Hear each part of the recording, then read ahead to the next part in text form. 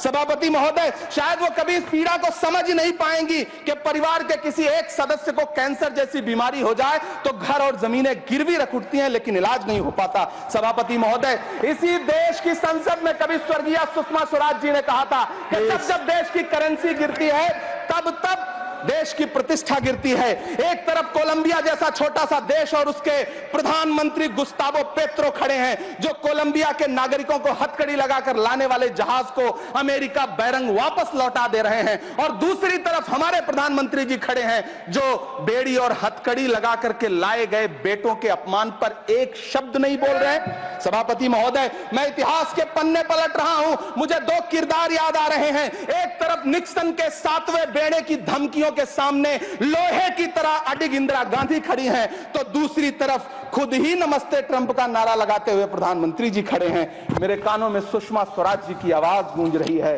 बहुत कम बोलने वाले डॉक्टर मनमोहन सिंह ने बहुत ज्यादा बोलने वाले प्रधानमंत्री जी को जब देश की बागडोर सौंपी थी तो $1 58 का था, आज 85 से 87 के बीच में झूल रहा है।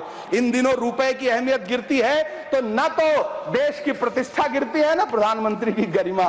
जिस देश में 80 करोड़ लोगों को 5 किलो राशन के लिए कतारों में लगना पड़ता हो, उस देश में यह सरकार 12 लाख तक के टैक्स न लेने के लिए अपनी पीठ थपथपा रही है।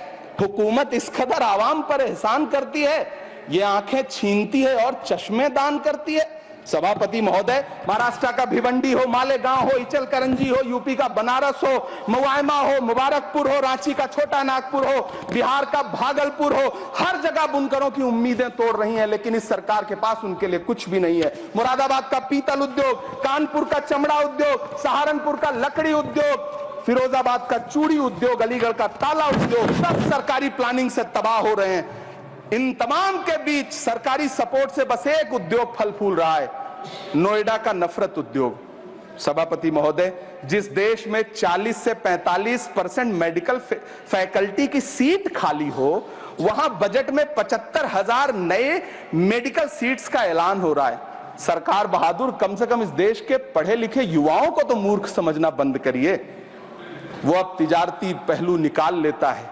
पहले 7500 मेडिकल सीट्स बाद में बनाइएगा, पहले जो एम्स में 2161 पद खाली पड़े हैं उनको तो भर दीजिए। वो अब तिजारती पहलू निकाल लेता है। मैं कुछ कहूं तो तराजू निकाल लेता है। मैं इसलिए भी तेरे फन की कद्र करता हूं तो झूठ बोल के आंसू निकाल लेता है। सभापति महोदय, फिर झूठ आया है, मैं उसे मिथ्या कर दे रहा हूं। शायरी में बार बार आ जाता है, क्या करूं महोदय। काश ये बजट, सभापति महोदय, वो एक शब्द मैं मिथ्या कर दे रहा हूं सर, वो एक शब्द को हटा दीजिए। ध्यान रखें, ऐसे जो भी शब्द होंगे आपके वहां। सभापति महोदय।